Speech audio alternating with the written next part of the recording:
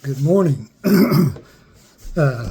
Welcome back to Next Choice Ministries. I was thinking about not doing a video today. I don't plan on doing a video every day. I know I don't like my feed to get filled up with videos from other people, and I don't have time to do a video every day. But I am going to do them as the Lord leads me, and I thought I might want to introduce myself to you.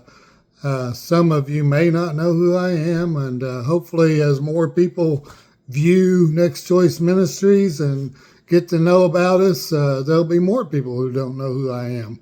So, my name's Tony, and I am a recovering addict. I am a believer in Jesus Christ, and my number one purpose in life is to follow Jesus and help others come to know and follow Jesus. So I don't want you to not understand what my purpose is here. My purpose is to lead you to know Jesus Christ and to follow him closely. Hopefully that through the things I share on here, it will help us to live better lives. But if we lived the best life possible and didn't have Jesus, it would be worthless. I've been in recovery since April the 11th of 2002.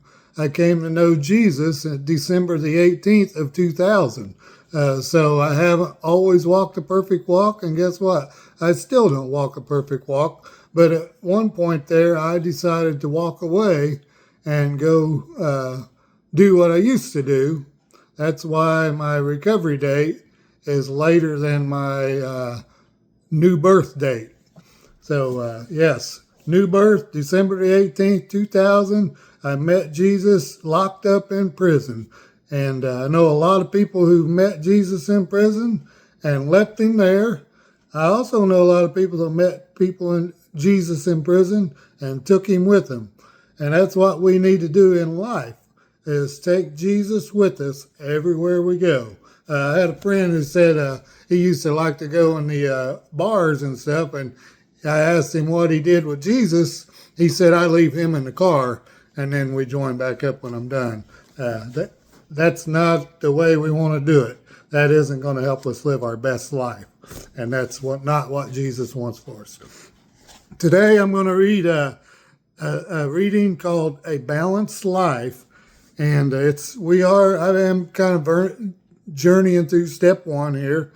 Step one says we admitted we were powerless over our dependencies and that our lives have become unmanageable. You know, when people hear recovery, they think drugs and alcohol, but it's much more than drugs and alcohol. Drugs and alcohol is just a symptom of another problem that brings us to the need for recovery.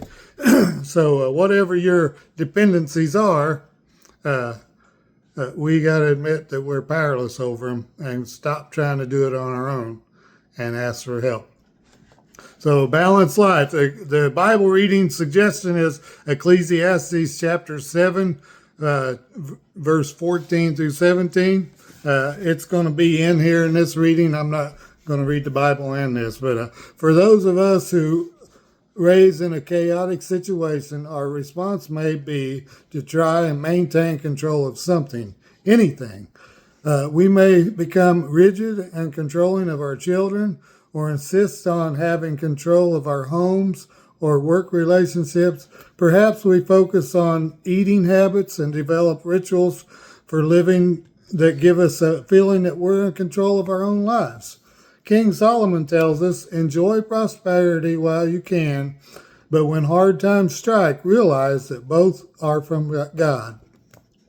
Remember that nothing is certain in this life.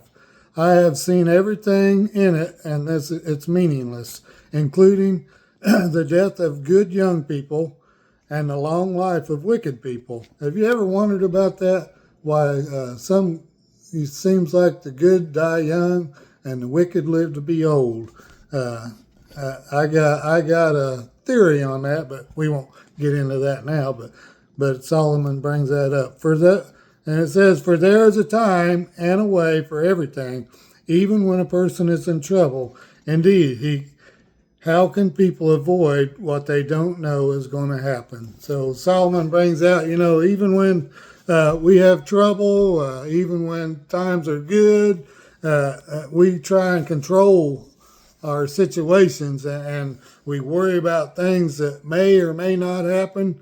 And he says there in that last sentence, indeed, how can people avoid what they don't know is going to happen? Now, I can look at my life and I can look back on past experiences. I can look back on past behaviors, and I can have a pretty good idea if I do A, B, and C, I'm going to get D. And so I can control that. There are a few things that I can control in my power, and one of them things is my decisions and my choices I make in life. And we have lots of material. I'm always going to point you towards the Bible. The Bible tells us all kinds of principles for living life, and it tells us all kinds of pitfalls for living life. And we can learn and study and know what the Word of God teaches us, and we can make informed decisions and choices in our life from that. We can also make informed decisions and choices from past experiences. And in recovery, we say if we keep doing the same thing over and over again, expecting a different result, we say that's insanity. And I know many of us have lived in insanity, and maybe, in fact, you're living in insanity right now, doing the same thing over and over again, expecting a different result, saying to yourself the lie, it'll be different this time. It'll be different this time. That won't happen again. That's not going to happen to me. Well, friend, I'm here to tell you, if it happened to someone else, it can happen to you. If it's happened before in your life and you do the same thing, you're going to get the same result. So we want to live a balanced life. The reading goes on to say, it's understandable that we would want to develop a security system to protect our lives in response to our past powerlessness and the pain it brought. Maintaining control can serve to make us feel safer in an uncertain world. However, it can also pose a trap for us. If we must always have control in order to cope, we're in trouble. If we got to always have control in order to cope with life situations and in order to cope with our present situation, then we're in trouble. We're powerless. We need to balance our understanding of life and realize that life is uncertain. We will not always be in situations where we have the power and control we need to make us feel safe. This balance can keep us on track even when the unexpected loss occurs in our lives. Our thought for the day says, if we must always be in control, we're out of control.